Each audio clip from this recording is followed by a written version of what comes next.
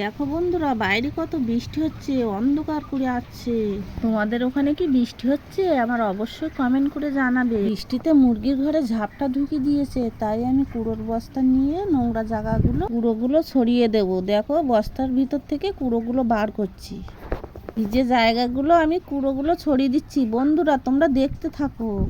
মুরগিগুলো 36 দিন বয়স, বড় হয়ে গেছে, ঘরগুলো নোংরা করে ফেলছে। বড় মুরগি ঘর নোংরা করে ফেলছে, আবার বৃষ্টিতে ঝাপটা দিয়েছে, তাই আমি আবার কুড়োগুলো ছড়াচ্ছি। ডবল খাটুনি হয়ে যাচ্ছে। পা দিয়ে আমি কুড়োগুলো ছড়িয়ে দিচ্ছি। আবার এখানে কুড়োগুলো বেশি হয়ে গেছে, তাই তুলে আর এক জায়গায় দিয়ে দিচ্ছি।